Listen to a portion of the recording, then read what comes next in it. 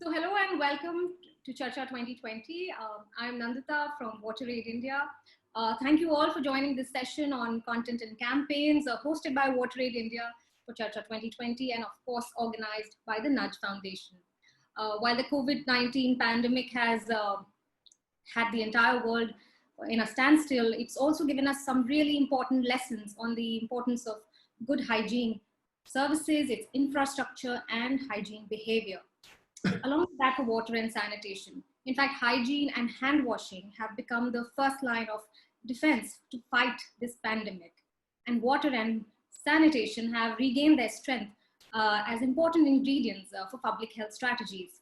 So the question becomes that, this is the critical time and the critical need for equitable and inclusive access to clean water, decent sanitation, and good hygiene for everyone, everywhere.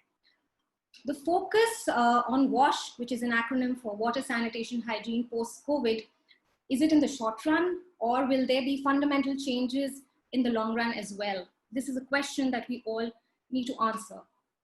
The power of media, communication, advertising across various platforms to bring fundamental hygiene, public health, and behavior change has been immense in the last 2 months that we've seen. It's never been so prompt, prominent, and collective in spreading awareness. It's played a crucial role in not just information dissemination, but also in bringing people together and creating more awareness, advocacy, and action. I'll just run through how we're going to do this session today in the next 120 minutes. I have 6 speakers, industry stalwarts from media, communication, and advertising. We're going to talk about content and campaigns in the post-COVID era. We have Jaideep Vijay, editor of First Post. And after that, I'll just run you through how the schedule is, that we have Nitin Saluja joining us from TikTok. He's director of public policy. Post that, we have Jitendra Dabas, chief operating officer, chief strategy officer at McCann World Group India. We have Nitin Mantri, group CEO of Avian We, followed by Ashima Narian. She's a documentary photographer, a visual artist. And finally, Sharat, Bhattatiripad, Vice President Programming from Fever FM. I just want to ask all of you and request that if you have any questions, queries, comments, please to put that up in the Q&A box and we'll take them with each speaker post the session. And also, you can tweet about it at WaterAid India's handle, @WaterAid India, with the hashtag Charcha2020. Not wasting any more time. Jaideep, let's start. How has the media landscape changed post-COVID? The disaster, the pandemic, and something for digital mainstream media, which is like minute by minute. Well, one of the things that has happened, and I think that this is, it took everyone by surprise. The relentlessness of it, the sheer volume of information that one had to process, make sense of, and then put out. Because I think that what the media did, especially at the beginning, was function almost as first responders.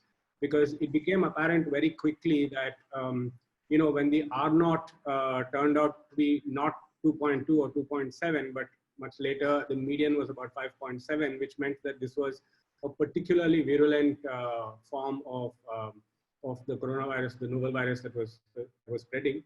And that it was also immediately apparent that containing it was critical and that there was really no other way to treat it, that we had to get information out there in order for people to take precautions. And it's particularly challenging when you are faced with a lot of information that needs vetting, because this is information that people will use in order to take critical decisions, make critical decisions about their well-being. So you have to rely on a panel of experts, you have to rely on your own expertise, and you have to sift through all the fake news, all the dubious information that's coming in to put things out there. So essentially what mainstream media did, digital and otherwise, is we addressed the what, how, and the where to begin with. Because that is something that really needed to be put out, because it was quite evident from the epidemic intelligence service that India has, which functions very much like how the US EIC functions, EIS functions, which is that they put protocols in place for people to follow. and they reach out to outlets like ours in order to put the message out in various forms. And I think what has changed, especially now, is the variety of platforms that are available.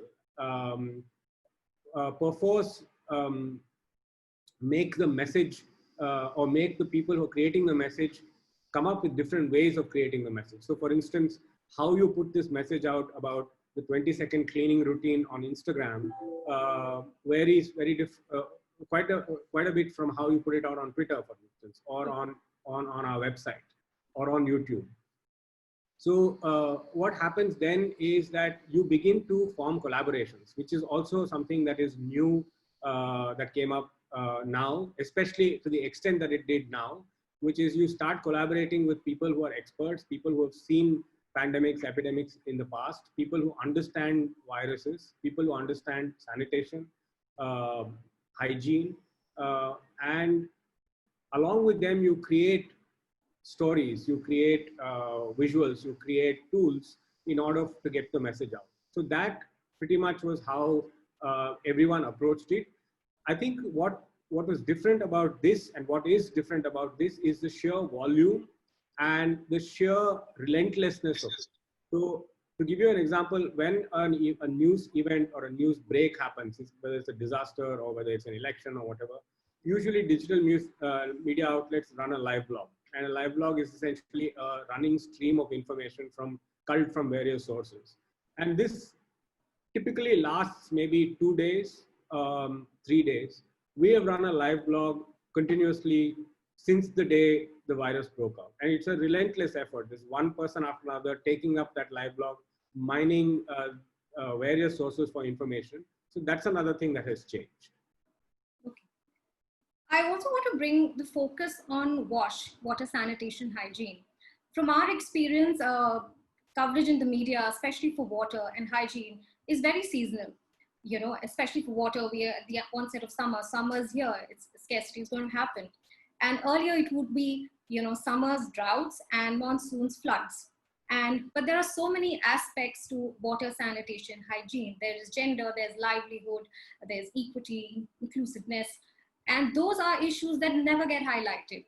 But what has happened is that post the pandemic, and when hygiene has become so critical, there are so many stories, the coverage has gone up. Do you think this is just in the short run, or is it going to bring a fundamental change and bring back focus on issues that matter with regular coverage and more aspects to it? Oh, absolutely. I think that, you know, one of the things that the pandemic has done is that it has forced some fundamental behavioral changes in people, in communities, in businesses, and in individuals, you know. And because there is no cure, because there is no vaccine, one of the fundamental changes that it has brought about is when it comes to hygiene. And when it comes to media, because it is changing so rapidly, the continuity of the kind of coverage that is taking place is only going to remain. I don't think that this is going to be seasonal. I think that it has also forced a lot of newsrooms to take a look at public health in a far more serious manner, not just public health that has to do with the pandemic, but all the concomitant effects that a public health disaster like this might cause, like livelihood, for instance, or efficiency, or stress. Or even just yesterday, we had a report about how one of the highest number of non-COVID related deaths in this country reported up until day before yesterday was suicides. Now, this I look at as a public health problem, you know, and so hygiene or reporting about this is going to be a fixture with most newsrooms. And I also think that I can tell you for a fact that we have started looking quite seriously at investing in partnerships or collaborations with people who are experts at reporting on hygiene or reporting on a virus outbreak. Now, a lot of a beat now, which was never a beat. Almost, yeah. Now, a lot of newsrooms don't, like you say, I mean, a lot of newsrooms don't have dedicated beats. I mean, at least many of them have wound down their beat reporters when it comes to this. They cover an outbreak when it happens or a disaster when it happens, but sustained reportage, which is what is required for public health, isn't there. And I have a feeling that this is going to come back, or it is going to become a very important part of how newsrooms react to what's happened. Okay. I wanted to ask you, like, and digital mainstream media and especially news media is vast. You know, there are apps, you have the website, you have so many stories coming in, there's short format, there's social media. How do you navigate that? And how does an audience navigate that especially? And, you know, how do you bring the focus back on not just giving out information, but also engaging with the audience or your, you know, with readers? Well, you know, what has happened is that because of the availability of data now, especially in this country, and the data penetration that has sort of that has come about in the past few years, it's not the case any longer that someone comes to your website to read stories. They inhabit their timelines, and they inhabit the ecosystem that they have created for themselves. And this is an ecosystem that consists of multiple formats or multiple forms. So I could look at everything on Instagram. I might never visit the First Post website, but I will read the stories that First Post does on Instagram, right? So what this will mean for an editor or for a newsroom is that we have to start thinking about how we are going to serve the people who exist on these platforms and bring the stories there, because the fundamentals of journalism will not change. But how you apply the fundamentals of journalism to the form that it will take on the platform on which you're serving your stories is what is going to define this navigation that you speak of. You know, so it could be, I could treat the same story differently on Twitter, but the fundamentals will remain the same. But how I serve it on Twitter will change, right? So I think that is what is going to happen, and it's going to happen increasingly now, because one of the things that this has done is that it has created a huge hunger for information, and it has forced people to sort of limit themselves to certain platforms where you have to be, when you are there on those platforms, you have to find ways in which you can bring those stories to the people that inhabit those platforms. Right. I also wanted to ask you that what are the trends that you are seeing, especially with regarding reportage of WASH, you know, water, sanitation and hygiene? What are the current trends that you're seeing, and what do you foresee? Of course, you've said that, you know, focus will be there now going forward, but what kind of trends are you seeing in digital mainstream? Well, like I said, you know, collaborations is one of the biggest trends that I have seen, and I think that the nature of digital newsroom or digital media itself allows it to create these collaborations, and I think that is going to be very important in the coming future. You know, of how you partner with various people. I mean, it could be a photographer like Ashima, who's going to speak next. We've collaborated with her recently on a piece that First Post hosted, or it could be with a public health expert who might not be able to write, but who might be able to articulate her thoughts quite well on audio. So that could it could spin off into a podcast. So I think that collaboration with content creators and collaborations with platforms and experts is something that is here to stay, and I think that it will take shape in different forms in the coming future. Apart from that, I think also one of the things that is going to happen conversely, unfortunately, is that digital media is going to have to try and find ways in which to exist and to thrive given the economic circumstances that exist, you know, and they are really trying economic circumstances. That is not directly applicable to hygiene and wash, but I think that indirectly it will impact some of the stuff that we do, because we're going to have to try and pretty much reinvent our business. Right. First Post, and you know, and it's very nice and encouraging that publishes a lot of stories on you know, hygiene, sanitation workers. You know, and there was a story recently on How do you wash your hands if there's no water? These are very basic questions, but a lot of people don't realize unless there is news or reportage on them, unless these cases come up, unless these stories are highlighted. Yeah. And of course, digital gives the bandwidth to publish, unlike print or maybe even television, which has, constrained formats. Would you want to talk about that? Yeah, see, the thing is that, like I said, the fundamentals of journalism will not change. So this story about sanitation workers, for instance, we did this on Bombay, and they were a neglected lot, in the sense that they are at risk, and they're out there every day. They're handling waste that could be contaminated. They don't have proper gear. Now, this would be a story that is a city story. Right? It's a story that needs to be brought to the attention of the citizens as well as the municipal corporation that is running the city.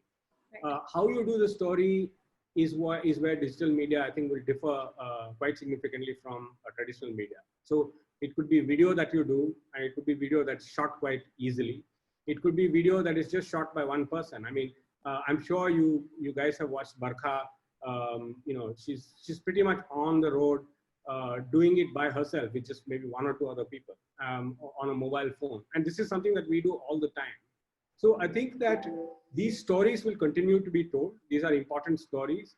And like you said, it's far easier for a digital newsroom to do these stories because we are not constrained by newsprint, by inventory, by space. It's server space that this story takes up. And I can use as much server space as I want to host a video on a podcast or just text or pictures, right? So I think that essentially is how this is going to play out. And there are people who want to tell these stories. They might not find room in traditional media outlets because traditional media outlets are constructed in a slightly rigid manner, right? So, but digital media has much more room to maneuver. So I think, again, like I said, these partnerships are going to be important for us to keep telling these stories, and we will in different forms. One last question I have is on vernacular media, languages, and also on stories and issues being reported from rural India. Yeah. I think post-COVID, a lot of that has also gone up. Do you see a sense? No, I mean, I can speak for First Post that, this is something that we have done quite consistently, not in regional languages, but in English. But regional language reportage media is thriving. And there is, obviously, because there is a big audience, it's a demand supply thing. Tier 2, Tier 3 cities have people with cell phones who are reading, for watching stuff. So there is definitely a demand. There are several outlets which are quite sophisticated in the manner in which they put their stories together. And I think that one of the things that might happen, at least in the near future, is as a result of the migrant exodus that is taking place, a lot of attention is now moving towards the places to which the migrants have gone back. So both regional media in regional languages as well as English media is going to continue to report these things because this is going to form almost the core of the national narrative for quite some time to come. Right. Great. I think we are just in time for our next speaker. Thank you so much, Jaideep. That was really nice. I know the media is never credited enough. It is also as part of frontline reporting stories every day. And if that bit of information doesn't come to us, I think it will be a very dark world and we won't know how to navigate it also if we don't get that information, that minute by minute information from media. Thank you so much. If there are any questions, you can reach out to Jaideep on Twitter. Jaideep would like to say your Twitter handle. Yeah, I mean, you should just sort of, tweet to First Post and I'll be happy to respond on behalf of them. Okay, great. Thank you so much for joining. Bye. Thanks a lot. Thanks. Our next speaker is Nitin Saluja. Nitin is the Director of Public Policy at TikTok. TikTok has, taken the world by storm and with its hand washing challenges. And I'd like Nitin to go ahead with it. Nitin, over to you. Thanks, Nanditta. Let me begin by first thanking WaterAid for inviting me here for this session this afternoon. at TikTok, it's our mission to spread creativity and joy. And it is a platform that allows users to express their creative ideas through content, giving rise to extremely interactive challenges and trending topics that everyone can participate in. And I must say that it is humbling to see, how our TikTok global community has come together, more specifically in times of COVID-19. Yeah, it made hand washing and the steps of hand washing, 20 seconds, viral all over the world. I think, well, let me tell you from my experience, nonprofits have been saying for the longest time that hand washing is one of the largest public health interventions. But COVID has, I think, ingrained that message in. Of course, and TikTok also, platforms like TikTok make hand washing creative with the dance challenge and with music and, and everybody learns. Yeah. So, TikTok actually encourages creation through easy to use video capturing and editing tools, and resulting in a diverse pool of, very diversified content, and providing a direct way for creators and fans to connect with each other. And today, if you see the type of content that we have on the platform from New York to New Delhi, everyone is using innovative methods to create content. And with our simple product features, even just being at home. In fact, if you speak about the hand wash challenge, several NGOs actually have leveraged the platform to derive awareness about various programs and initiatives. And one of the campaigns that you just spoke about is the Safe Hands campaign, which we had partnered with WHO globally and with UNICEF in India to promote, Safe Hands Challenge, basically to promote, hygienic habits. And since this WHO kicked off, this challenge, we've been overwhelmed by the dedication our community has demonstrated, to preventing this spread of this virus by, sharing songs and sounds and the, you mentioned about dance steps to encourage thorough hand washing.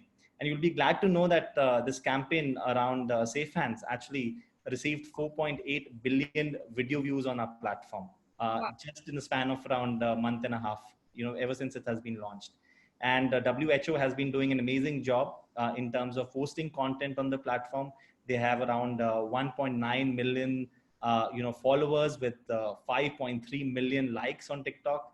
And they've been, using the platform to clarify, not just for spreading awareness, but also to clarify, facts about the virus and how it is transmitted, as well as bursting myths, around misinformation and, other stuff.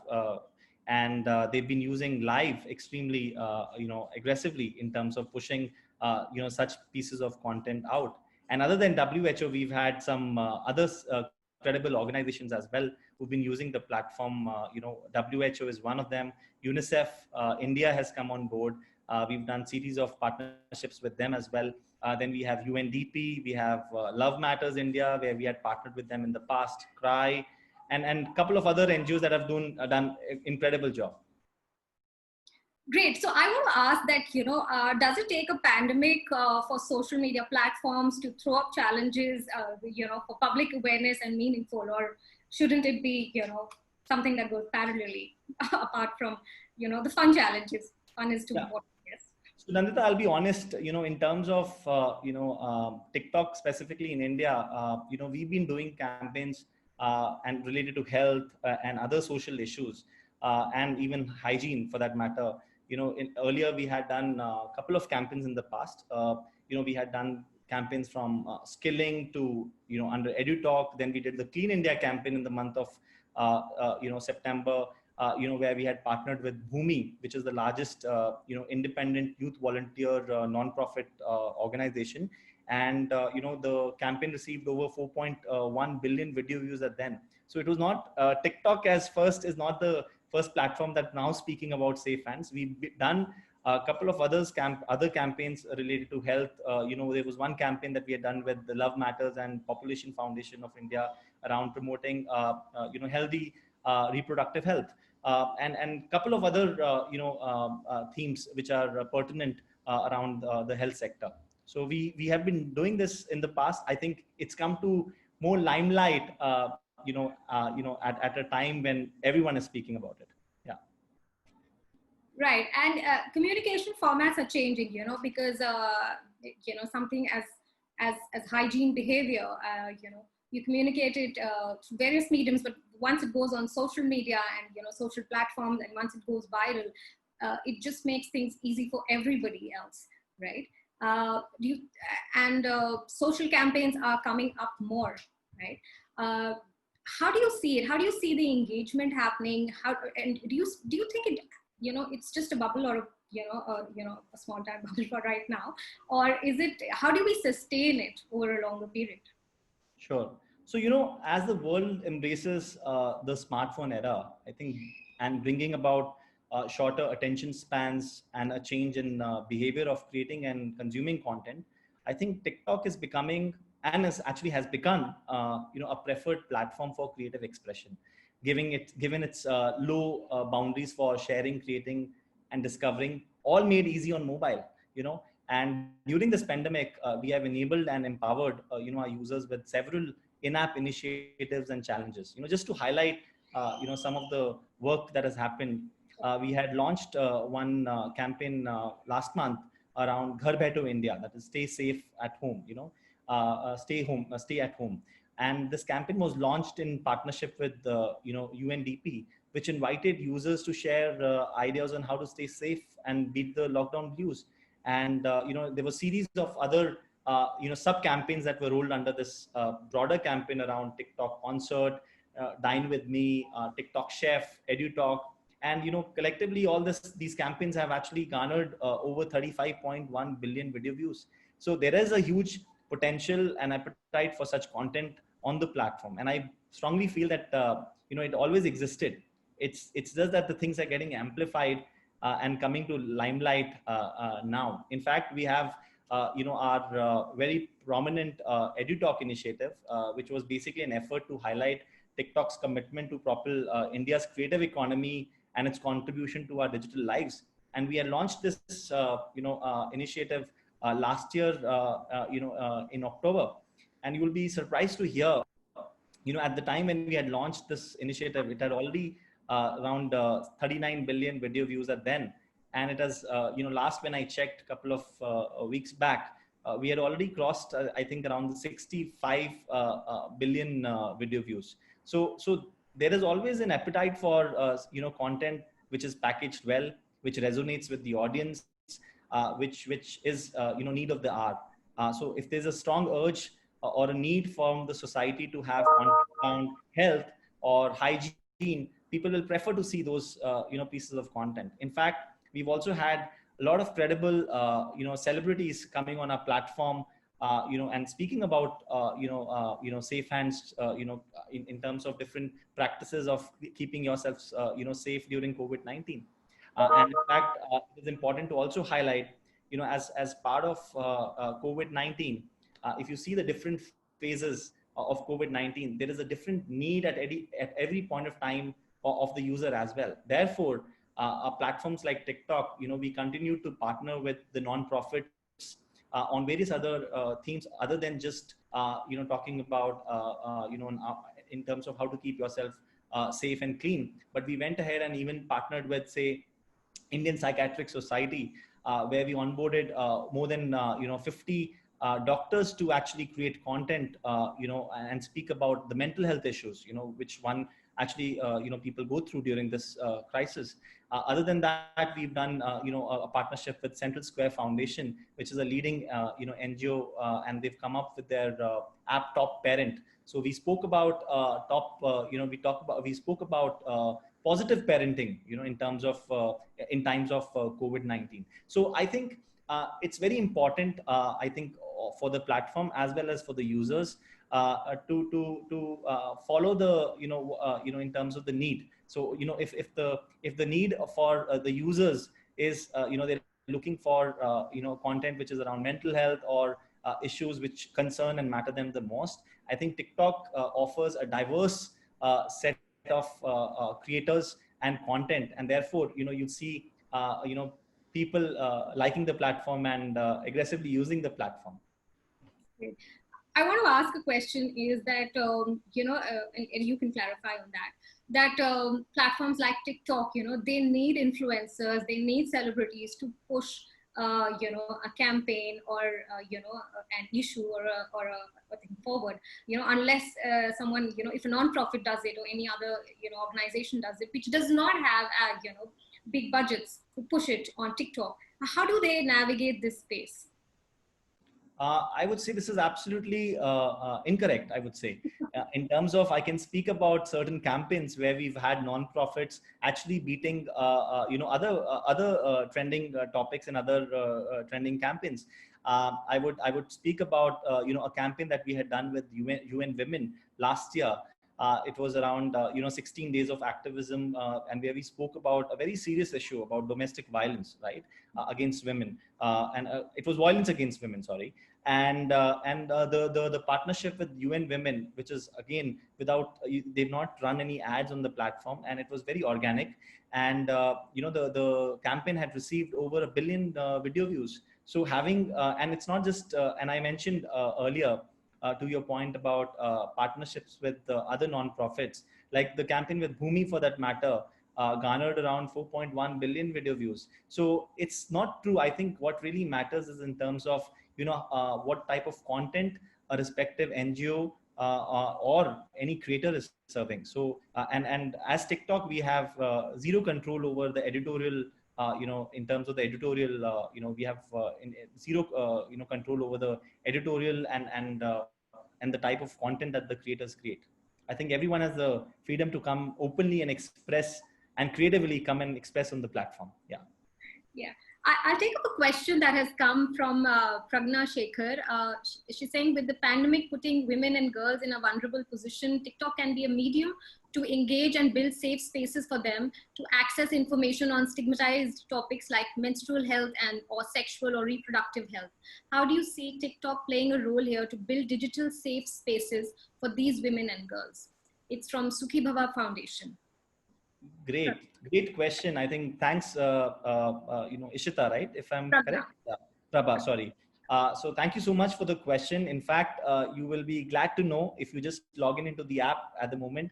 We are already running a campaign in partnership with UN Women. This is our second campaign with them. That is He for She.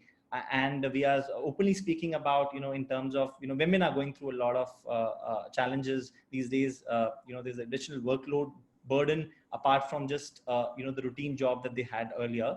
And men are at home. Therefore, through our partnership with UN Women, we are trying to openly talk about such issues, in the app. And you see, and there's an amazing, already there's an amazing response from our audience. I think last when I checked, it was around 65 million video views. I'm sure it must have already bypassed this number. And other than that, we've done a lot of initiatives in the past, like I just mentioned in my previous response, with the UN Women and with other, leading organizations. So your feedback is well taken. And in fact, we will continue to work and stride in the same, manner in which we've been always encouraged to do. And we will continue to build those partnerships with these credible NGOs and organizations in this space. Yeah, Nitin, would you like to talk about how brands are also doing, social campaigns or TikTok, like the Lifebuoy Corona on TikTok? I saw with Badshah, like he just killed it on that. It takes something in terms of public messaging and awareness to another level. Yeah, so Nanditta, while this question is great, but unfortunately, I'm not the right spokesperson for answering this question. But I would like to instead, highlight and talk about in terms of how government has been using the platform. TikTok, we talk about the users, of course. We've talked, you mentioned about influencers and creators and celebrities. I think it's also important to highlight, because, understanding the far-reaching impact of TikTok and social media in general that can actually have, law enforcement agencies, have been using TikTok specifically to spread awareness around COVID-19 and other issues as well. And to mention a few of them, we've had Bangalore Police, Delhi Police, Kerala, Uttarakhand, Punjab Police. In fact, Punjab Police, in a very unique manner, has been creating songs, skits, memes, and also at times issuing advisory, videos to reach out to their masses and to create awareness about COVID-19. And in fact, we've had recently some chief ministers of Maharashtra, Kerala, and others coming on a platform and doing, live streaming and making those, announcements and issuing advisories. So I think it's important to highlight that, and apart from the government, I would mention that, we have different accounts like, the nodal agency for, government communication, that's PIB, Press Information Bureau, MyGov, which is the leading think tank of the government. They all have been aggressively coming on board with the verified accounts, pushing verified and trusted, trusted information through their networks. And I think it's an important step, and it's heartening to see, in terms of how even government and law enforcement agencies are, getting onto TikTok and other social media platforms and coming all together to actually, spread awareness about this COVID-19, crisis. Right. No, it's great that, using the power of reach and influence of social media platforms like TikTok, which can influence millions, actually millions, for awareness and messaging that is so critical, and which is, by the government or by officials themselves. I would also like to ask you that in the pipeline, we are saying that, hygiene, hand washing, focus on water, we need to focus on that. Does TikTok have a plan? Or does it have a plan going forward? That how do you keep a sustained conversation on social media platforms? Yeah. So, as a commitment in India and in fact globally, TikTok has actually launched a program which is TikTok for Good. And under this umbrella, the company has already done a lot of work, which is out there already, and we have in fact launched more than around 20 plus campaigns, related to different social, issues in the past. So therefore, it's not that we have we intend to now build a plan after COVID-19.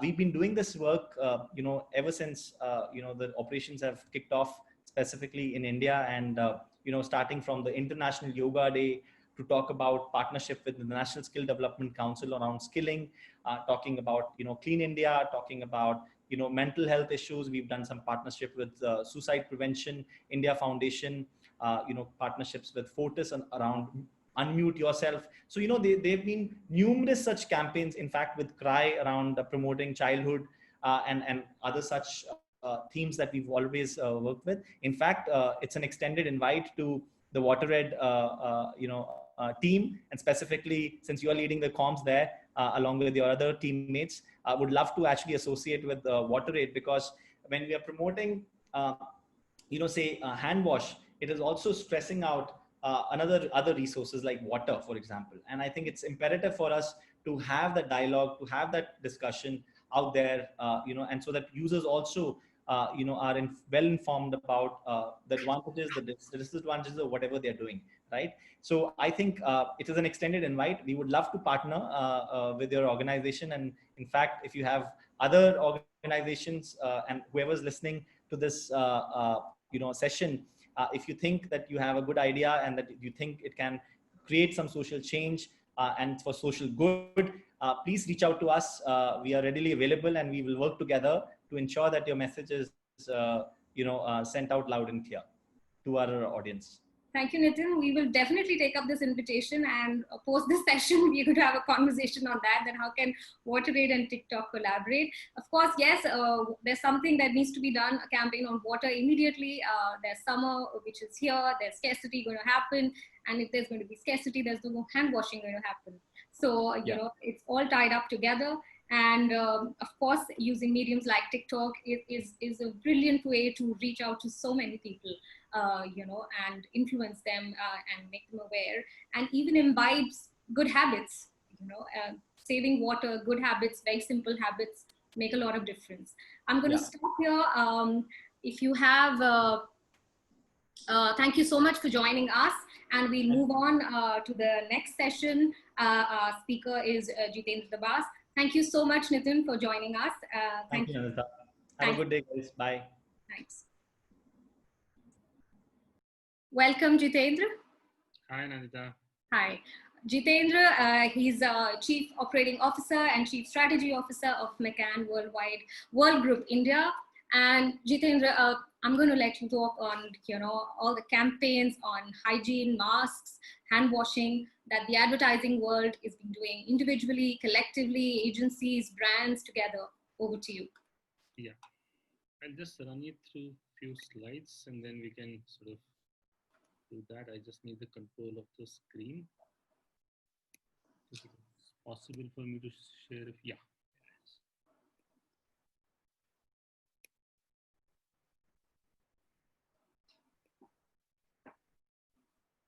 Yeah, can you see the screen?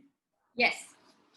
Okay, so, on this topic of communication and behavior change during and post-COVID, I think one of the things that, I always sort of start is that, and this is what my belief is, why behavior change becomes so important. That till such time a vaccine or cure is invented, your behavior is the best bet against COVID. Correct. I mean, that's something that everybody needs to understand, and that if everybody understood that, we will be in a much better space. And the other thing, that we've been again started to talk is that when we started off saying, and even this session, when I read the title and this has been happening when we speak to clients, the whole idea of pre-COVID and post-COVID, and now the realization is starting, there is nothing called post-COVID, at least in the short to medium term. It is going to be with COVID. And when you talk of with COVID, the need for behavior change, the need for hygiene behaviors increases disproportionately. There was a period we thought, okay, there is a period where the world would be under the spell of COVID, and then we'll get through it, and it'll 2 months, 3 months, and all that. If you heard what WHO said yesterday, we are going to live with COVID for a long time. And therefore, the whole idea of hygiene behaviors is essentially taking the shape of, it's about preparing the world for a with COVID life. Right. And, one of the things is that the interesting thing is, yes, while we are all in the space of behavior change, Water is doing a lot of work. We do a lot of work on behavior change with the government. The fact is that need for survival is the biggest, motivator to, take to better hygiene behaviors. And this is the data I'm sharing from a Kanta report that, suddenly there is an increase in not just washing hands, but increasing, toilet cleaning, all that as well. And so the question, the thing is that the world is not going to be same again, at least in the short term. And a lot of things hopefully will stay a part of our lives. But the thing is that the challenge here is that we have to, and when we say we, it's a large populations will have to move to new behaviors very, very quickly. And some of them are against our natural instinct or learned behaviors. I mean, we all know the data statistics of saying apparently there is a study which says we touch our hands 23 times in an hour. And the fact that, shaking hands and hugging people comes very instinctively to us, all of us. Now, the fact is that we have to certainly move away from these behaviors, which are a part of almost our natural instincts. And which is why the definition of hygiene behavior will start to change and start including far more number of things. Classically, when we do a, hygiene or behavior change communication, we're talking about what will classically be health and hygiene behaviors and their defined behaviors.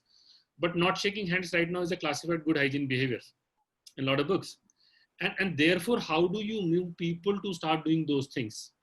The other thing that we are seeing, and I was saying in the previous session as well, good hygiene payoffs will happen across all socioeconomic strata. What was happening was that, the whole hand washing thing was becoming, you wash hands because to protect deaths from diarrhea. The idea was hand wash is equal to diarrhea deaths, and therefore the lot of focus on hand washing and a lot of hygiene behavior was going towards lower economic strata. Come COVID and everything changes. And which is why you will see a lot of platforms going up, and therefore the nature of, comms has changed. And I'll run you through that, some of those things. The other is also what has happened, and again, this is our observation, as we move through the different stages of pandemic, the focus on behaviors have also started to change. We started off, the first thing that we heard was you can start washing your hands, and that was where everything started. Then came social distancing briefly, because then again we were told to stay inside home, and the person on TikTok was talking about, Ghar Baitho India, and behaves like stay at home and nothing, you don't need to do anything else. Then came the idea of, okay, then we realized that now we need to wear masks as we want to go out. And now social distancing is coming in. So as we moved through that, and the whole idea of when we started off was from escape COVID by locking yourself inside the home and washing your hands. Now as you move from that to living with COVID, the behaviors have changed, and as we moving from lockdown 1, 2, 3 and the version 4 that is coming, the need to adopt more and more behavior is going to be far more stronger, and we are realizing across clients. And we talk of different, this is one of those McCann World Group studies, and when we were trying to actually plot, not just in India, but across the world, there are 4 different phases of pandemic, as we call it. And we are somewhere moving into the adaptation stage. A lot of world is moving that from denial, panic, and some of the markets have, of course, moved to recovery. The issue would be that when we move to adaptation and recovery stage, how many of these behaviors stay with us is going to basically protect us from getting into a second or a third wave, which is where it is important that you also need to change the focus on what the behaviors are talking about. And as I was talking about, there are the 4 buckets that we've across as a McCann have worked on different campaigns, and I've seen other people also working. First is about personal hygiene, which is predominantly the hand washing bucket they talk about. Then we, as I said, moved on to wearing mask and everything about them, not just wearing mask about. We still don't have much information about how to wash them, maintain them and all that. So wearing mask and everything about them. Then comes social distancing as what I call as the new hygiene behavior. It's not a classic hygiene behavior, but yes, social distancing has to be taken as a new hygiene behavior. And in the end, all of the above, which is as we move to the whole idea of living with COVID or adaptation and recovery mode, we will have to live with all of them. And therefore, everything will come together. If I run you through that, we've spoken about, when I said, how hand washing has moved from what we talked about to prevent diarrhea deaths to, saving a life from COVID. And which is where brands have moved on to not just communication in the classical model that we would do, to platforms like TikTok, taking on to influencers. And this is a campaign they did for, one of our clients, which is now, clocked almost 104 billion views. But the attempt here was that, get them to remember, how do you get them to remember and wash it for 20 seconds? And therefore create a song and dance around that, get the right influencers, which will make the campaign travel and reach as many people as possible. But interestingly, when we talk about this thing, one of the things about, behavior change communication is that before the brands woke up, people woke up themselves. Right. And, we would all seen some of those videos which have come to each of our, WhatsApp groups, which were created by, different people themselves. And they were floating around it's a user generated content, whether it's about educating people about hand washing to about, again, police doing some dances to hand masks and all that. That's another one that's changed in terms of the, who are the creators of these campaigns. Then came the whole thing about, masks. And that's again, we would need to do and live with it. As I said, this is the new hygiene behavior. And this hygiene behavior has to be adopted by large populations for us to fight it carefully. And, Apna Desh Apna Mask was one of such campaigns where we got again, starting telling people from, how easy it is to make a mask is where we started off. Then getting people to, giving those informations about, mask pehenna kyun zaruri hai, yeah, how do you wash the mask? And then even went on and partnered with a lot of, this is an outcome of a partnership of, the startup companies. And some of these startups, even put masks on their, the icons that you have on the mobile phones. So that was the second bucket, large bucket the brands have done work. Then there are, the things like, when working with the Ministry of, trying to figuring out the stigmas and the information and the misinformation around people, around, healthcare workers and people who are not well. And those kind of campaigns where people don't know, and therefore, the government had to run campaigns like fight the sickness and not the sick. A lot of misinformation, and how do you fight that has also becomes a part of the campaigns that we're talking about. Now, as we move from there to the second part, from escaping COVID to living with COVID, the first part was about compliance. The government told us what to do: stay at home, don't go out, don't do anything. On a longer period of time, the government is realizing that it has to move to people, adhering to these things and issuing guidelines, and hopefully, hoping that the government, the people will actually adhere to those behaviors. And as it starts to move to that bucket, the kind of communication also starts to change. There is this thing as well of the interesting thing about what COVID has done is not just about personal hygiene behaviors, but what I call as the community adherence.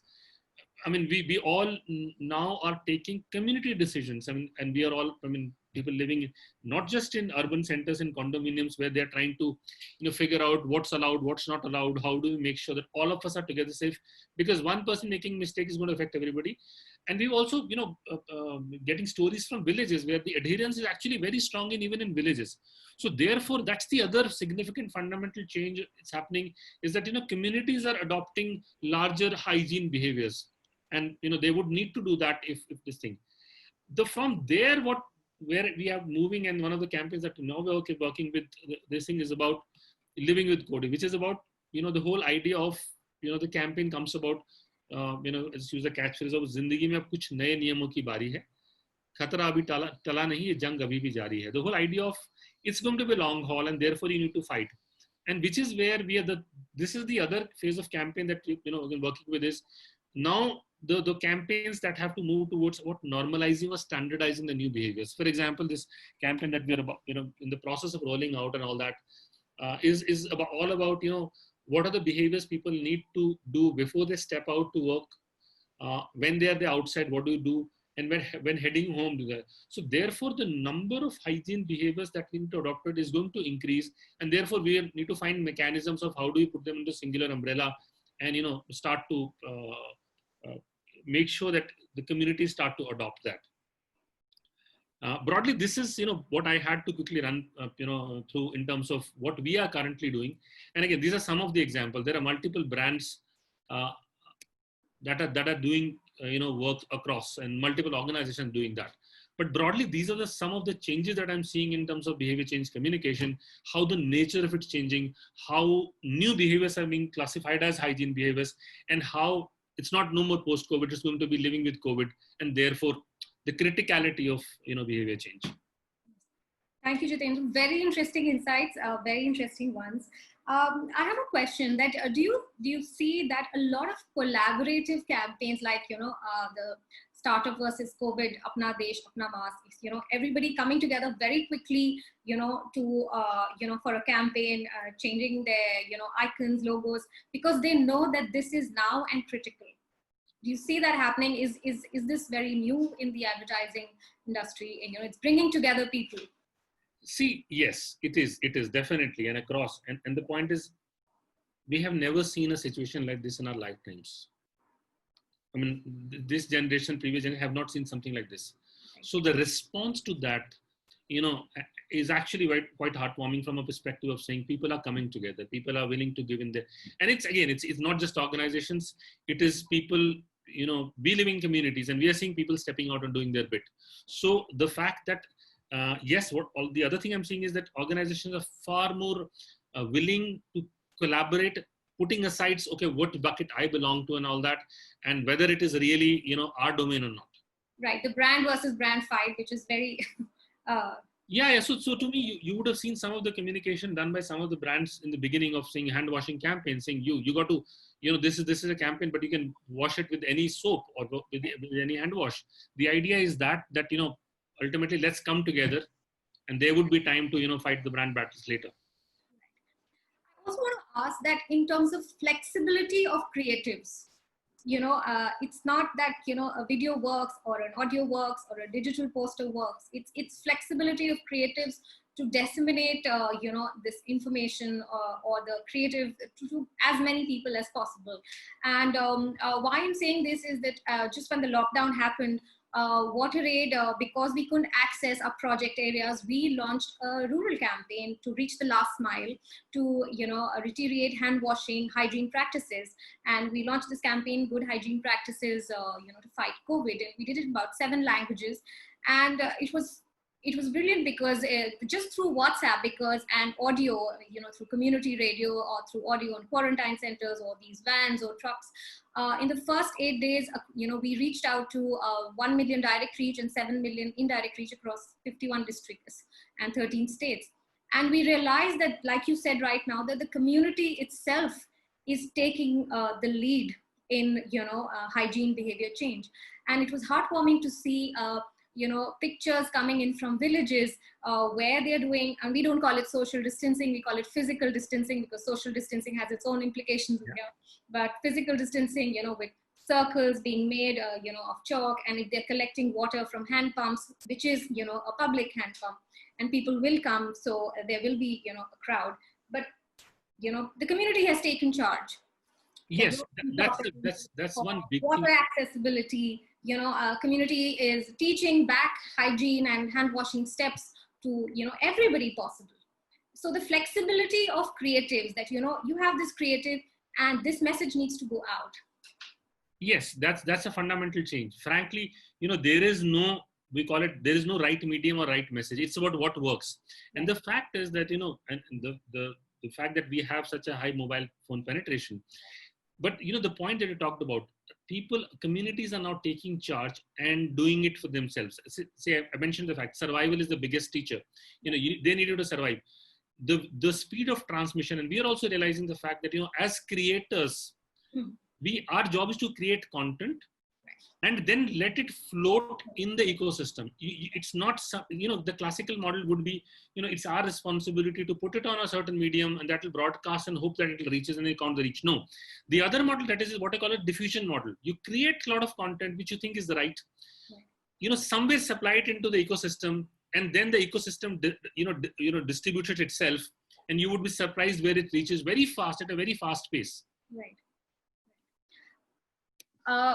I also want to ask is that, how do you see this panning out? Like you're saying, there's no post-COVID era. We are with COVID right now, and this is going to go on till a vaccine comes, and nobody knows that. How do you see content creators? How do you see, the advertising world? And why I'm asking this is because,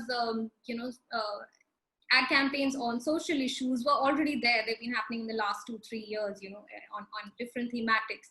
But now everybody is coming together. How do you see this panning out, especially for water, sanitation, hygiene? Hygiene's taken a forefront, but do you think that we need more campaigns on water now, because without water, there's no hand washing or hygiene happening? Yes. So the question is that, it's like when a pandemic hits, you react first. Yeah. You react first, and whatever is the most important thing, you talk about that. Right. But as you start to settle into the issues, now, for example, even you look at from the response from a government perspective, the first thing was lockdown. But then you start realizing the fact that there is an economic issue and you need to take care of that. It's similar to that. The first thing was tell everybody to wash hands. But then you realize, okay, if we're going to tell everybody to wash hands, 20 times a day, where is the water? And therein, there has to be innovation to start saying, okay, can we find ways of, and again, it's just not hand washing. The moment people are start going to go out, then you want to tell them, you come back home and take a bath. You wash the clothes every day. Now you're putting pressure on the water ecosystem again. And therefore, we will need to start thinking of the second level of things, of saying the challenge for our brands would be that, sustainability. Right now, it's hit us when we start to get used to it, that human tendency of, falling into a kind of a slumber and then, somebody waking you up. But yes, now is when we need to start planning in terms of what is going to hit us. And therefore, which is where the brands will need to take a bit of lead, or somebody else will have to take that lead. Correct. I'll quickly read out 2 comments, questions that have come up. The first one is from Nishit Kumar. He's saying that hygiene behaviors are being promoted by mainstream media. The real issues that are unaddressed are stigma and discrimination linked to people post-recovery from COVID-19. What are the ways that this is being addressed? It's not about corona warriors, but also about corona victors. So, that's one thought. Yeah, so interesting question. So one, I'll address Nishit's first question. It is the fact is that we are, as we speak, we have created a lot of campaigns about the whole idea of discrimination. In fact, if you dial your phone, the ring, the caller tune has changed from what it was of social distancing to the fact that people who are taking care fight the disease and not the people who are ill. So we are trying to do that. We've created a lot of content which has gone into UP and Bihar to fight that discrimination. So there are campaigns being done. On the second one, the warriors versus victors. Well, it's an interesting question. People are asked, that when we are doing the campaign of Jang Abhi Jari hai, saying why do you use the word? People will ask about why do you use these examples or parallels of war? And I say no, it's not a parallel of war. It's a parallel of movement. When you bring people together, it is always for a cause or against an enemy. Sometimes it's easy to get people together when you find an enemy. Yes, the question is some of them. That's a good suggestion whether you call them warriors or victors. Hopefully, very soon we should all be victors, and the war is over, and there's no warrior anymore.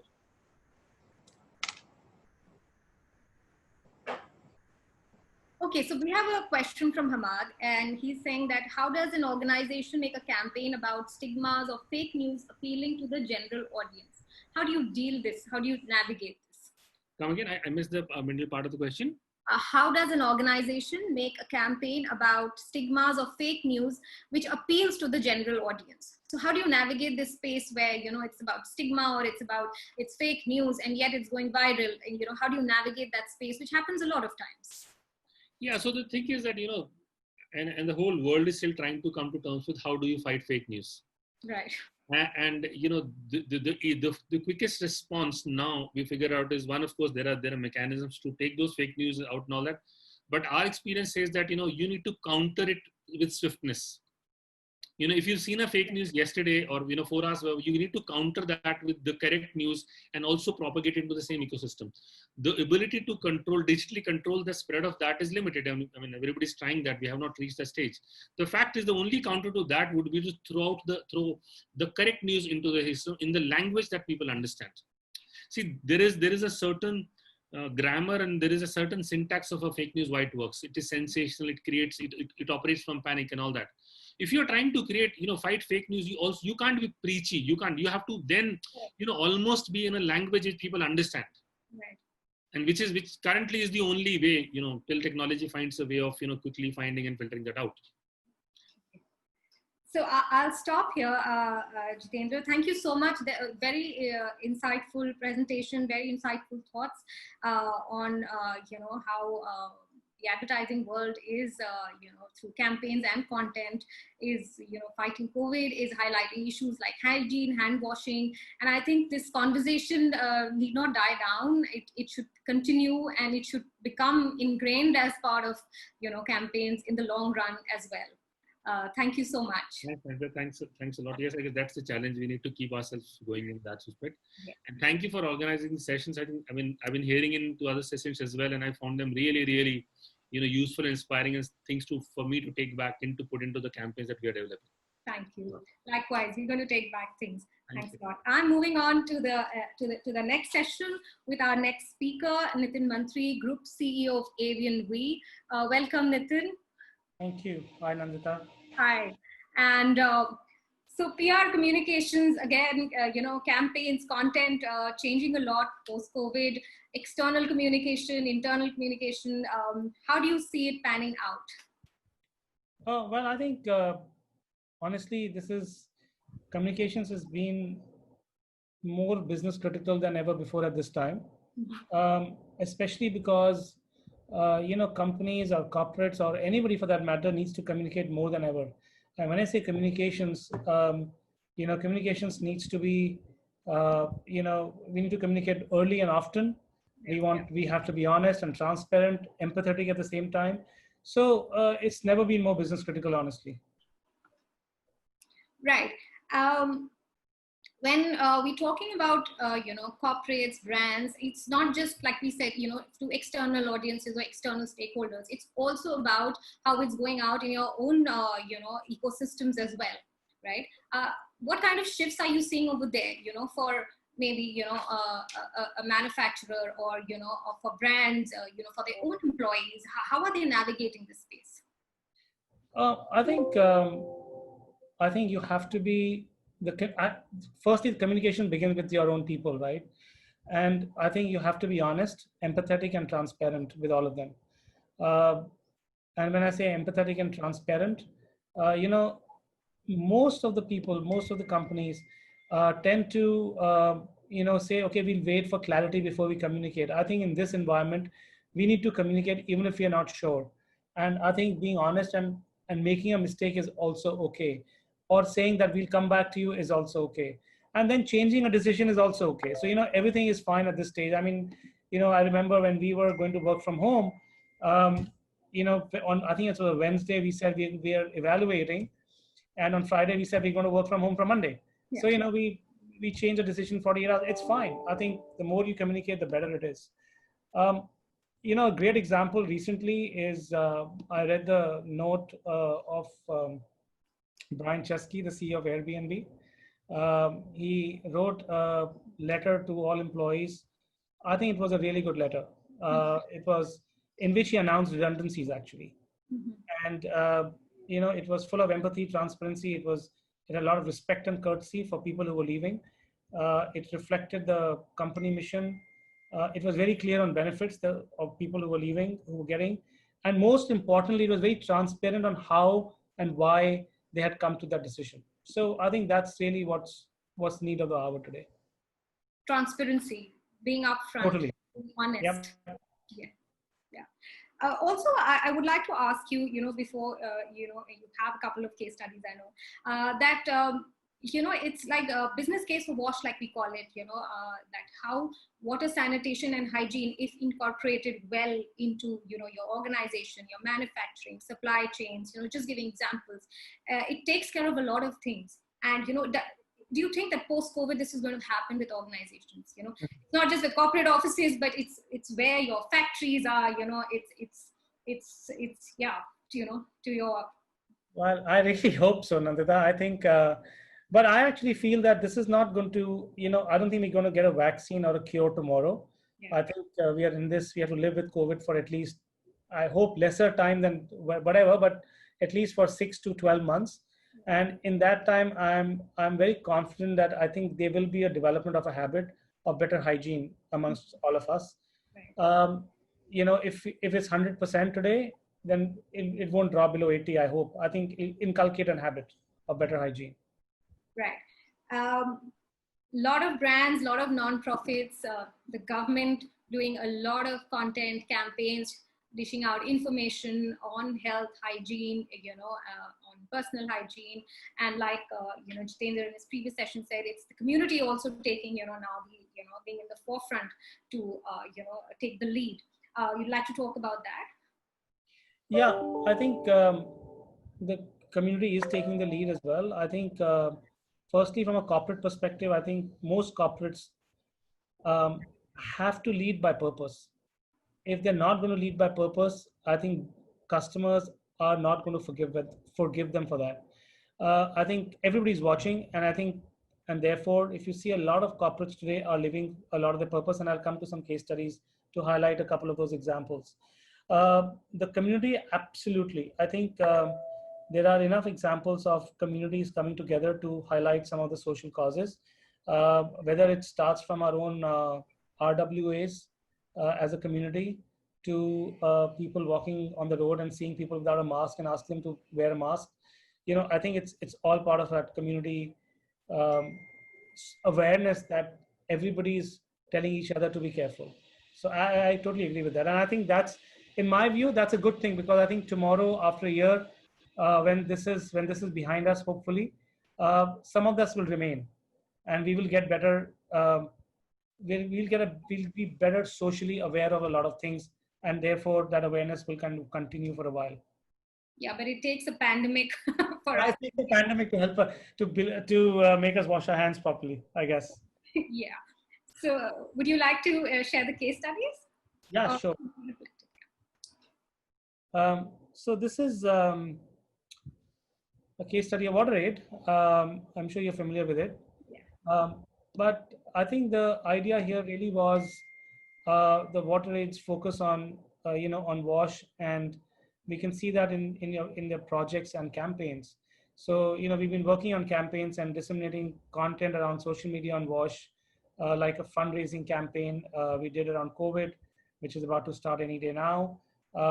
We've also seen a massive growth in digital platforms. So I think that's something very important, I think.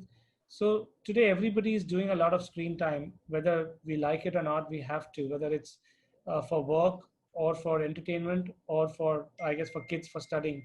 So TikTok, OTT platforms like Hotstar, Z, they're a great way to connect with your audiences today. And we're using that a lot for, for some of the campaigns of WaterAid, whether it's on COVID or anything else, whether it's releasing reports on water scarcity, whether it's a fundraising campaign, whether it's highlighting any on-ground work. So we've experimented with all these top platforms in our campaign. So that was WaterAid. If you can go to the next slide, please. Yeah. So the next example really is about Niti Aayog. I think, in these times, Niti Aayog, through its Composite Water Management Index, they've been a fierce advocate for water conservation for a long time. The early phase of India's lockdown actually coincided with the onset of summer. So to create the, the awareness about the judicious use of water, we created a campaign around that, right? That's one. Secondly, I think a lot of education has happened through social media on message of washing hands at regular intervals, and also around the idea was also to use, I heard you speaking about the last mile.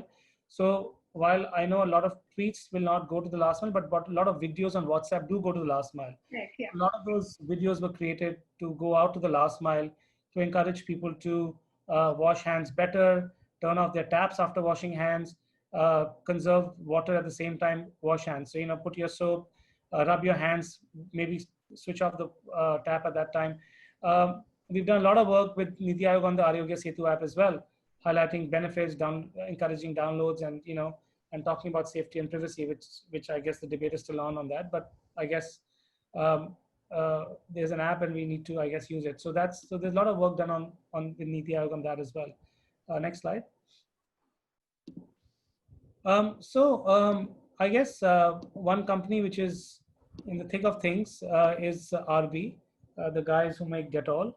And I think they've done some really interesting work, and rightly so. They have a product that is industry leading, and they product wise they needed to take that leadership position as well. And I don't mean leadership position through through advertising, but it was more through campaigning around some social messages. And this is when I said companies leading by purpose. And here's an example of how RB did that. Right from a hand wash challenge, which actually broke all records on TikTok, to be honest.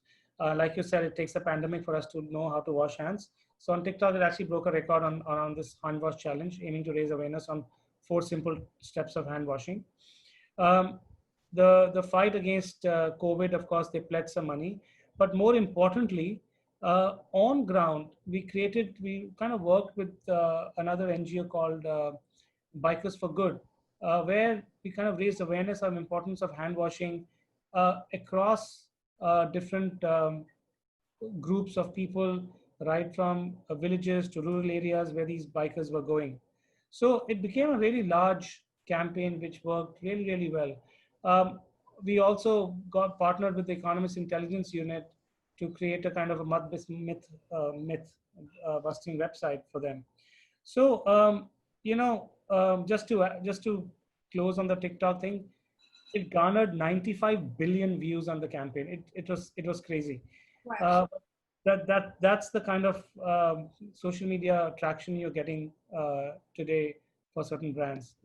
The next slide is an extension of what they do on the hygiene side, which is with their product called Lysol, which is really one of the disinfectant brands. And we moved that conversation. We said, people are using Lysol for their floors, but we said start using Lysol for surfaces such as tabletops and kitchen counters and door handles, and use it as a disinfectant there. So, and we, of course, the company pledged 1 million liters of Lysol to support frontline workers as well across different healthcare institutions across all the Indian states. So, start using. There are multiple uses of a product you can do. There are multiple variants. So start using that as well. So we kind of move the conversation over there. The last case study really I wanted to highlight was on Pernod Ricard. Now, they are a brand that, it's a liquor brand. The first thing I think they did globally was used their own facilities to create sanitizers. They have the core raw material, and that helps. But they did a lot of sanitizers, but more importantly, I think, I like companies when they go beyond what is easier for them, to go beyond and say, what does India really need is ventilators and more ICU beds. I think that was more important, and we kind of highlighted which are the states that needed most, and that's when those things kind of started happening. Whether it was masks and sanitizers, whether it was ventilators, ICU beds, collaboration with the Akshay Patra Foundation to contributing to 4,000 meals a day for migrants and migrant workers and daily wage earners. A lot of those things were done by is still being done by Pernod Ricard. So the campaign is working, is ongoing for them right now. So just to wrap up, I think these are some of the things that companies are doing, and I think, like I mentioned earlier, I think it's about companies about leading with purpose. And when I say leading with purpose, I actually mean that there are two things that companies need to be careful about. One is there's a new brand loyalty, which is, coming out today. And more the public today expects brands to take a stand and back up its values with meaningful action. And there's been multiple studies. We did a study last year, which actually said that brands can no longer survive by being faceless entities. They have to have, they have to provide solutions, and they have to stand up for issues and care about the societal, environmental, and ethical issues, and take action against them, right? So one was this new brand loyalty was coming, that are you taking action? And secondly was an aim for mutual respect, right? That mutual respect piece was that, I'm a customer, I know what's good for me, and trust me. So the idea was for companies, trust your customer, don't worry, they know what's best for them, and engage with them in a human way. So, so eventually the communications therefore needed to be aligned with purpose, tap into the new brand loyalty. Purpose, I think, can be a big brand lifesaver for a lot of increasing customer loyalty today. Absolutely right. Like leading with purpose is gaining a lot of prominence, and I think post-COVID or post this pandemic, a lot of brands will realize that as well, because I think public consciousness has gone up and awareness has also gone up. So even if they have to pay a little more, I think people are willing to do that also for a lot of brands. I actually believe that if you take care of the purpose, growth and profits will follow on their own. And I think it's the idea today is to convince shareholders to agree on that, basically. Right. One question I want to ask you is that in terms of communication channels, if I just divide it into, India versus Bharat, there are so many mediums, and there are so many audiences that we have within our own ecosystem to reach out to.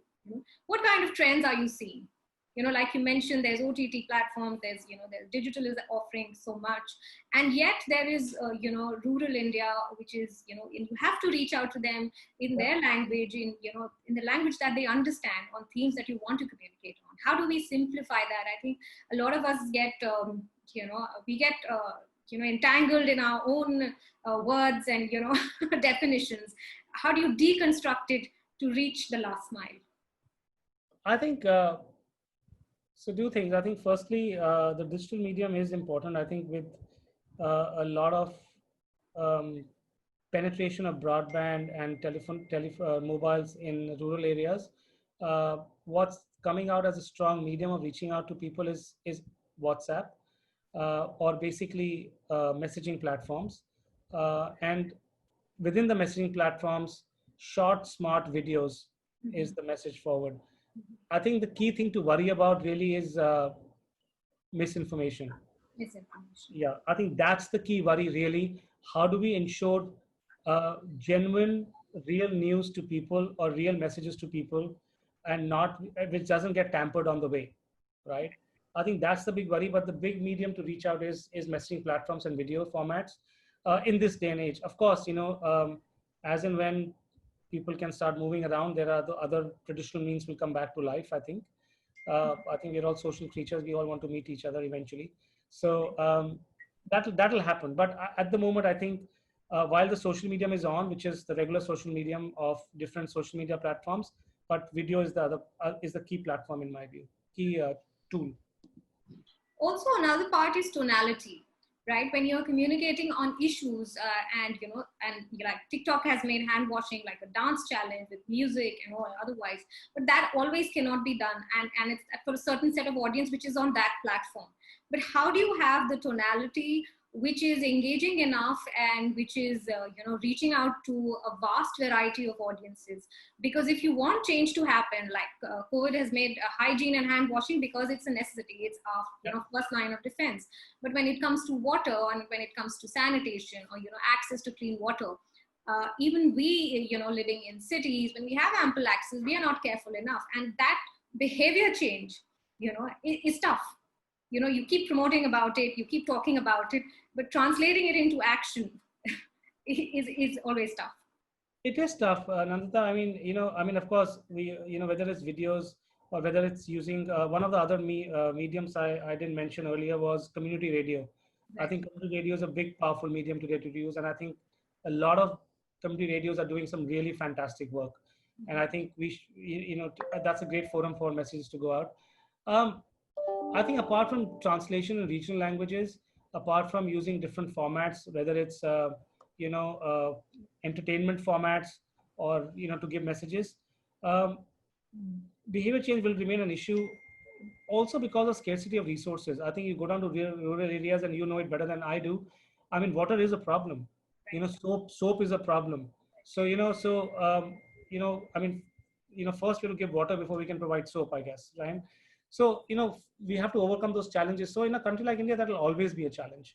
But I can only take some comfort from the fact that I was on the road the other day and, I could see everybody with a mask on. Right. On the road, everywhere, there people are wearing a mask. And, I had thought that people will not readily wear a mask. And I still see some people not wearing a mask, and I tell them.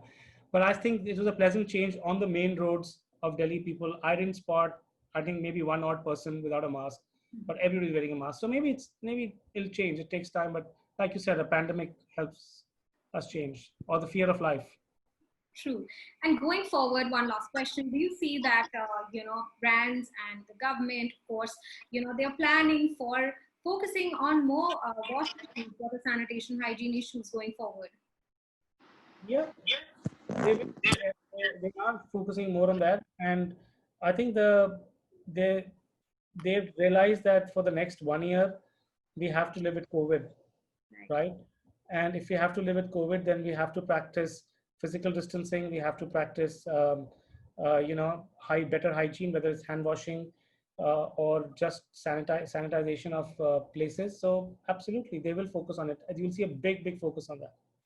I'll just read out a comment that's come from Soumya Jha. She's saying that community media should be promoted. Local authorities like Sarpanch or Mukhia, ward councillors should have enough materials for awareness in local languages. Being a community radio practitioner, it is also necessary to make awareness about saving water.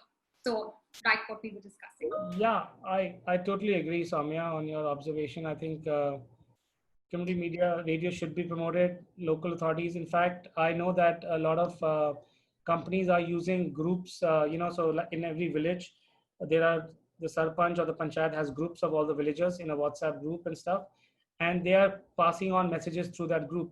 So it is happening in some way or the other, but is it a general practice? Probably not. And it's a great idea. We must do it.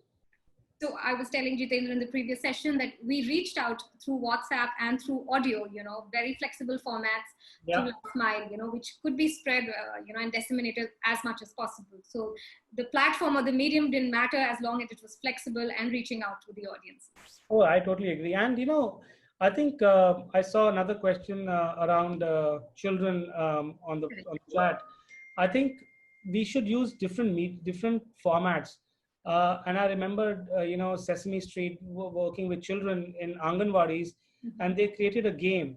So, you can use a lot of, hand games, which are not expensive, can be on your mobile or on a screen. Special screens can be given to just enable children to understand and do it. So it can be across age groups, just good entertaining content, which is consumable.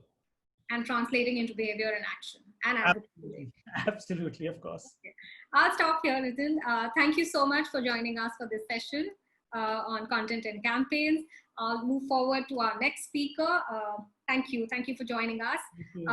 We have Ashima Narian. Ashima, welcome, Ashima. Hi, thank you for having me. Well, it's a pleasure. So Ashima, you've traveled the length and breadth of WaterAid's project. You've covered WASH. Just to tell everyone that Ashima is also a mentor for WaterAid's photography fellowship. It's called the WASH Photo Project, where we mentor young photographers and lead them into the space of water sanitation and hygiene, and they experience it while documenting stories. And Ashima, you have a lot of stories, even before COVID hit us, hygiene, water, and how it affects lives in so many ways. Would you want to talk about that? How is it now? In terms of how visual, narratives, just a picture is making, powerful statements. I mean, I think so many things about this, Nanditta. I mean, before I started working on sanitation and hygiene with WaterAid, just as a person, a lay person, I would say, who's not thinking about it constantly, you don't actually understand how intrinsically and how much we take this for granted. And once you actually start to, like for me, when I started to document, sanitation and hygiene in rural areas, you really start looking everywhere. Like you're like, okay, I'm in this area now. Where are the septic tanks? Where are the water tanks? How are they getting the water? You're constantly trying to piece together people's lives based on their access to water and how they go to the toilet. It's a very bizarre way to think, but it's such a basic fundamental issue that we all need to be much more cognizant of. And I think that's really what it taught me to do. And the other thing that, what I started to look for is what sort of toilets are available, because you started to see a lot of toilets coming up. But what was the type of toilet that was there? I remember, I think on my first assignment, I was at a school where they had built these toilets, and there was a huge line of young girls standing outside the toilet. And I have a picture where the girl who's right in front is looking back, and she's just terrified to step into that toilet because she wants to go, but there's no water in the toilet. And the toilets that have been constructed, there's no commode. They're literally, it's just a flat piece of cement. And so if you're even the second person to go in there barefoot, you're stepping into somebody else's urine. Right. What is this design? Who has designed this? So it really, what you start to consider really is who is worth having dignity for, really? Who is designing these types of toilets? And, so these were things that really start to open your eyes, that we can talk about having toilets, we can talk about dignity, we can talk about all these things, but the design of it, the proximity of it, the access of water, you can't talk about sanitation unless you talk about water. And how many people have access to water? You know, so these were really the things, like when you're talking about communication or talking about photography, for me, what's happened, I mean, I can't even talk so much about other people's behavior change, but your own behavior change starts to be that you're looking constantly and you're trying to connect the dots on how our lifestyles impact other people's lifestyles, even though we might not be near each other in any way in terms of distance. I know I didn't answer your question, sorry. No, but no, but what you said is true. Like those of us who have access to water, sanitation, hygiene are quite oblivious that it is not there for millions of people out there and how it affects them, right? And like you mentioned that children standing in line waiting just to go to a toilet, which is not even a proper toilet at the end of the day because it's not being constructed well. Another thing, sorry to interrupt you, but just for the other thing which was quite interesting to me was when I started to look at how children are being taught to wash their hands, like they were things that I had not considered. And, we as educated people, we just go and we wash our hands like that. And that's it. But it was something else that I learned. So I have come back and now all my children, they wash their hands like this, which has been taught to me by children in rural, marginalized areas. So, I think there's a lot of give and take which happens in this. And the pandemic has made hygiene and hand washing and the steps of hand washing, for 20 seconds, which everybody's been stressing on for years, very critical. I also want to focus on how, how visual communication is taking shape, once the pandemic is hit, and how it's how water and sanitation and hygiene issues are being represented while we are in a lockdown, right? So, and people, now they are not able to go out, but there's a lot of interpretation happening on how you're coping with lockdowns. How are these issues being treated visually? I mean, I think, and I hope, honestly, that through this situation, and also, but once we come out of it, there will be, visuals will really help to create much more what I would like to call environmental and water literacy, because that is really what we need. Often, I mean, for any kind of visual communication, honestly, for it to be impactful and effective, it has to just connect to another person at an emotional level. That is really the most basic level.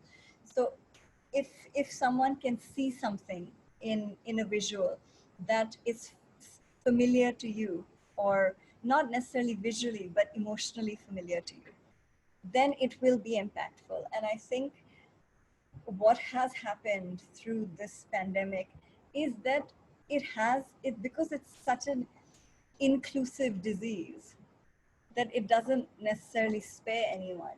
Everyone is in it together. So we all have to learn how to work through this together.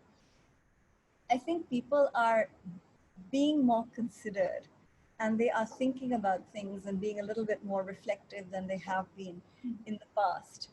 And hopefully that will also translate into action. I mean, I don't know when this post-COVID world will start, but even now in our daily actions, that we are more considered about our consumption all around, not just with water. And I think visuals will always play a large role in that, because visuals really equals emotions. And if you don't have the feelings to do anything, it's never going to translate into an action or a thought.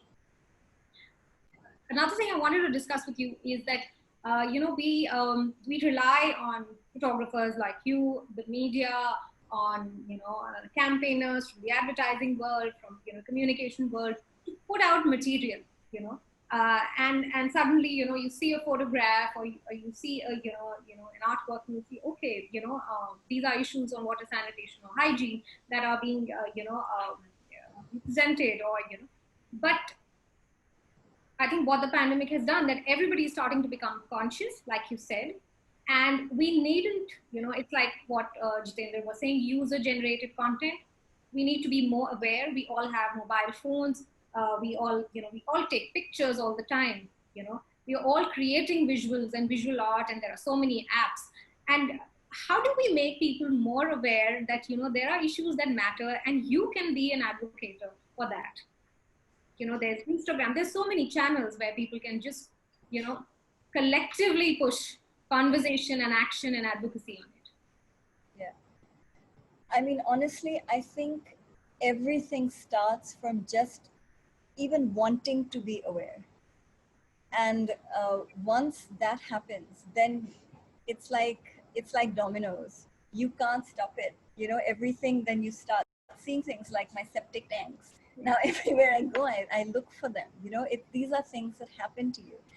And I think it is important that people start literally looking around places where they live and start thinking about, well, if I'm living like this and I need a tap for cold water and a tap for hot water and a flush, and how many connections do I have and where does my wastewater go? Right. And you start thinking about that for other people as well. Right. So how does that work? And therefore, how will they get their water? And other things, like if I have a certain type of filtration system for my water, how does that actually impact the water table? There are many things that you can do as an individual that impacts other people. Right. And it all starts with this germ, this seed, which is born from awareness and the desire to become aware. Right. When we talk about, access, and especially, and we have access, which is maybe at an arm's length, but a lot of women, and, the burden falls on women and girls, especially, in urban slums or in rural areas for fetching water. And now with hand washing coming in, and, you have to maintain hygiene, and they don't have a tap at home. So it's like more rounds of water to be collected, right? And there's summer coming in, and it affects women in a lot of ways, right? You want to share your experiences on, from the field? Yeah, I mean, firstly, I would say that, there's so many, most issues that we feel are gender neutral are not. Even COVID, the way that it's impacting women is actually quite different from how it's impacting men. And this is one of the ways, like exactly what you're saying, is that, it's sort of the same way that climate change impacts women, in the sense that there's, they have to travel, if in terms of, if there's desertification, or there's drought or something, women are the ones who have to travel much further in order to get access to water. Look at the color of this water. I don't know if you guys could see the color of that water, but this is drinking water. This is the water that this whole village drinks, because that's the only water that they have access to. And literally, this water is like a tiny, tiny puddle at the bottom of this well. It's so shallow that you can't even put a bucket down. A man has to climb down this sari, which is hanging, in order to get to the bottom and then scoop up the water from the bottom of the well, and that is the water that comes out of it. This is not related to women, this is related to the quality of the water that people have to drink. But women are having to travel much further. They have to come back. They have to then, here's another picture. And this is another thing, right? For most of India, they have to travel with these huge jerry cans of heavy water through unpaved roads and land, in their chappals, but in Ghunghat. What is going on?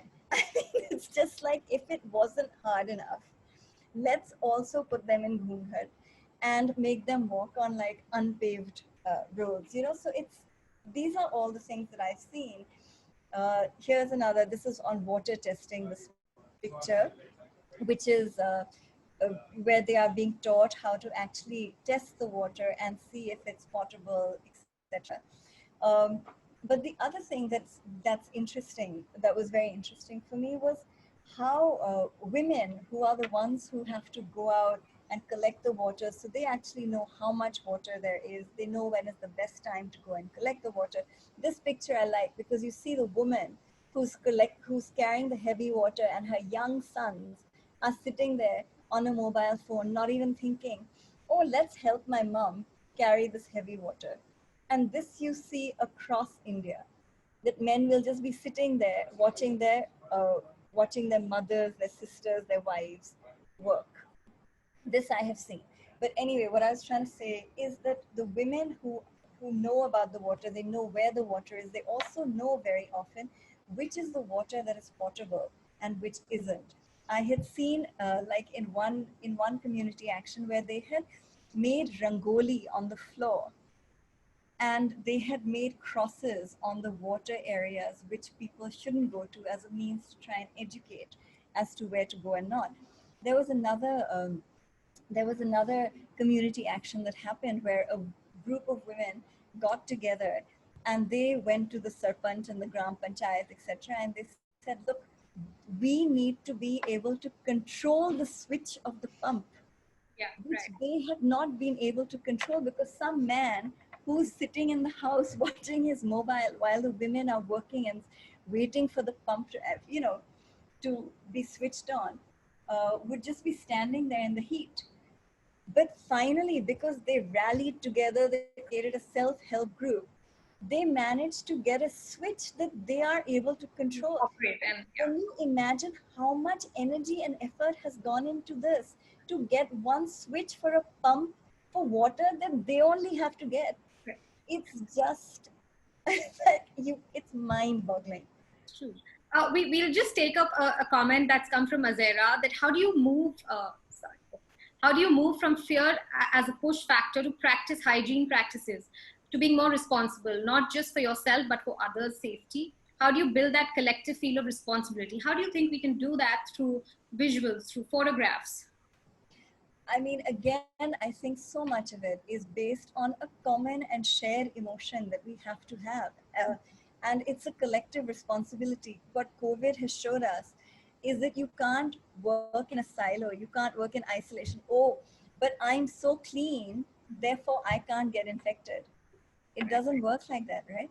We all have to work together in order for this to actually be overcome and to have any kind of impactful outreach.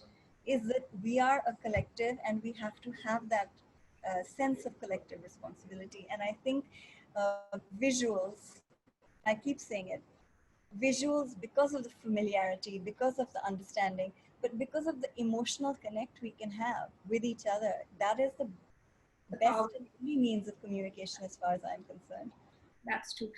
I'll stop here, Ashima. We have to be conscious of time, but yes, thank you so much for joining us. And yes, you have lots of stories from the field on water, sanitation, hygiene, and we do hope that the stories that you've captured before, and and other photographers and fellows, as they're capturing, they bring out these stories even now, which are so relevant because and COVID has made them more relevant now, with hand washing and water being so critical right now. Thank you so much. I'll move on to the next session. Thanks a lot. Thank you. Hi, Sharat. Hello. Hi, Nanditta. How are you? How are you doing? I'm good. Very good. Very good. Thank you for joining in. And thank you for having me over. It's an absolute honor. So the radio industry, always doing campaigns so local and yet so national, talking about issues, and I think it's one of the most. Of course, I love the medium a lot, and you know why, because we work together. But otherwise as well, radio has a lot of power, right, to influence. How do you see that happening post-COVID on hygiene, sanitation, water issues? And also radio stations are very competitive otherwise with each other, but they've all got together for fighting this pandemic with the Radio for All. Yes. Yeah, I think that's the beauty of pandemic like COVID. While it has an ugly side and a negative side, the positive side is that we rise above our competitive instincts and we come together very naturally. So I think all the radio stations came together and did a campaign called Radio for India. although fever initiated it, it was something that we never said that it was started by us or any radio station tried to, own it.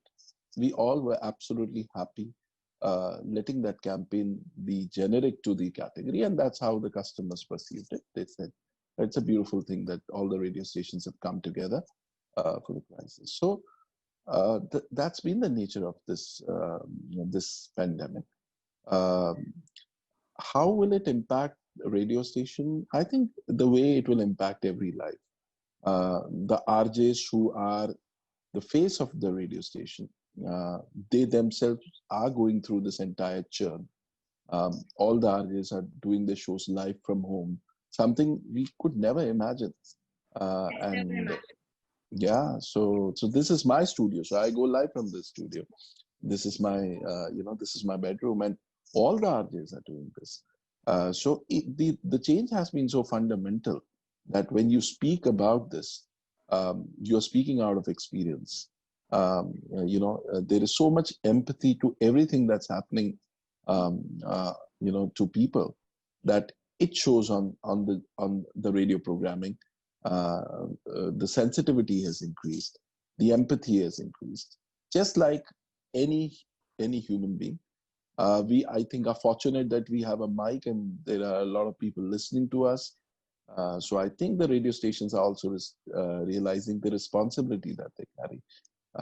While we are a fun entertainment medium, it is also an extremely responsible medium. I think radio stations have been doing it, very, very responsibly for the last so many years. But I think now they will become even more proactive and participate in this entire process of rebuilding, the country, the society, the city, and hygiene will play a big role in that. I think, as some of the speakers earlier said, that the brands are going to be very active. I think the radio stations will also be very proactive. We already have planned a lot of programming around COVID and hygiene. So I think it is going to be one of the central pillars of our programming strategy, of any radio station strategy for that matter. Radio is very local, and it's very personal. An RJ has a direct connect with his or her audience. It's almost like a one-on-one, while you might be talking to millions at a time. It's very local in terms of issues. So the pandemic also, it's every city and every geography differently. And I think radio has that power to bring about and talk and even give solutions at the local level, while there's an, umbrella, issue, which is hygiene or water going on. Would you like to quote some examples that come up from various states across India? Lots of examples. I think some of my radio stations in UP, they have been actively involved in providing necessity items to the listeners. So the listeners have been calling up, and a lot of that has happened. Okay. In Delhi, we've helped our listeners with the police passes. Mm-hmm. There were emergency cases. They reached out to us, and we requested Delhi police, UP police, Ghaziabad police, and we got them curfew passes issued. There've also been instances in our Mumbai stations where the celebrities came on board and they pacified a listener who was worried whether he's COVID positive. We have doctors on call on the radio station. So if any of our listeners, they are feeling that they might have COVID, और हर किसी को इस वक्त लगता है कि खांसी आती तो उसे लगता है यार COVID हो गया. So to pacify them and not put unnecessary strain on the healthcare infrastructure, which is under strain, we have top end doctors from hospitals giving live consultancy. So a slew of such initiatives happening across the country. I think it's been an explosion of creativity in the way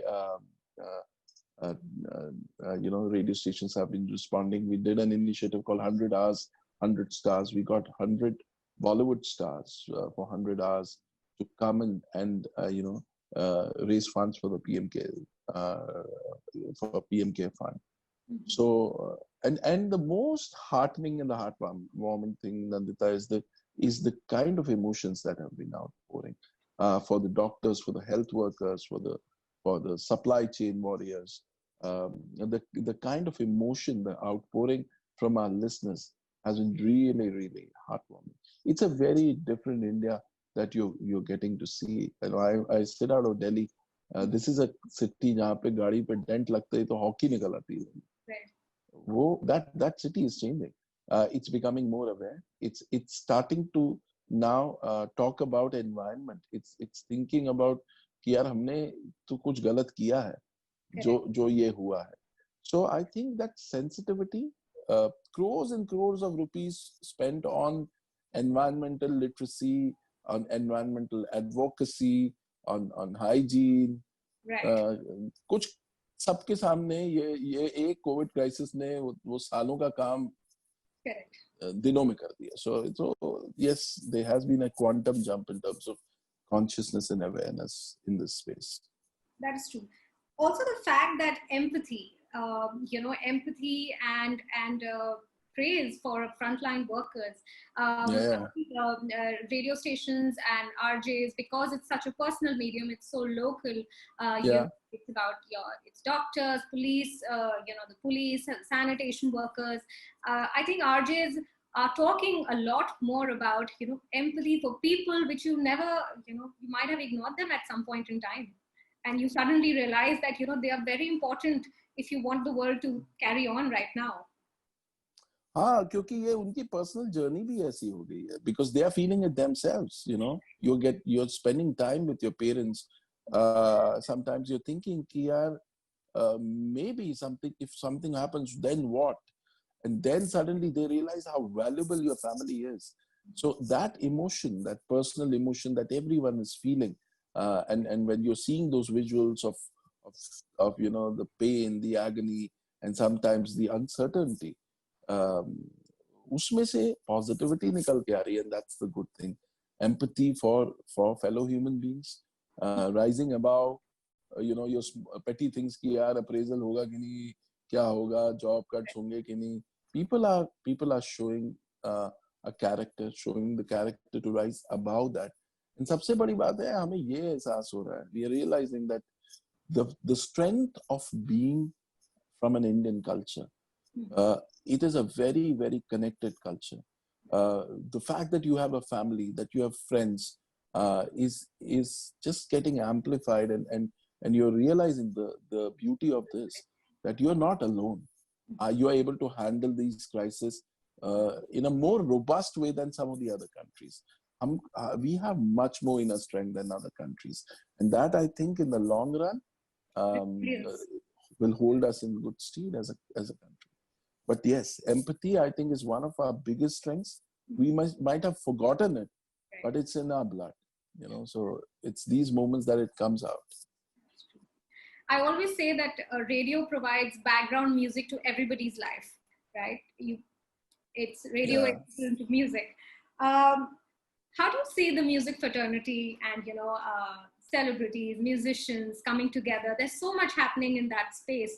And, you might have a lot of messaging going around, but it's that one song, which touches your heart, and, that realization comes in, like what you're talking about. You want to quote some examples that have, really affected people? I think, one song that stands out is Teri Mitti by B. Prak, which is from Akshay's movie. I think the rendition that they did for the doctors, I had tears in my eyes when I saw it and when I heard it. I think so many, I think that's one standout. And there have been so many amazing songs that people have come up as a tribute to the COVID warriors, songs of hope. There have been a multitude of concerts that have happened.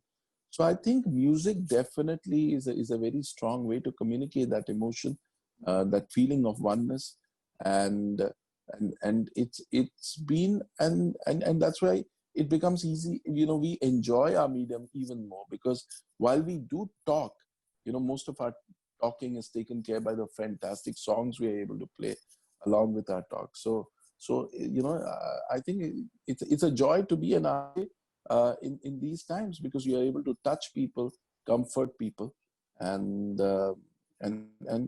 add value to people's lives. So right. I also want to talk about integrations, like a lot of radio stations are doing 20-second RJ links for the 20 seconds that you spend on hand washing. It's messaging being integrated, with content and programming. Any examples of that?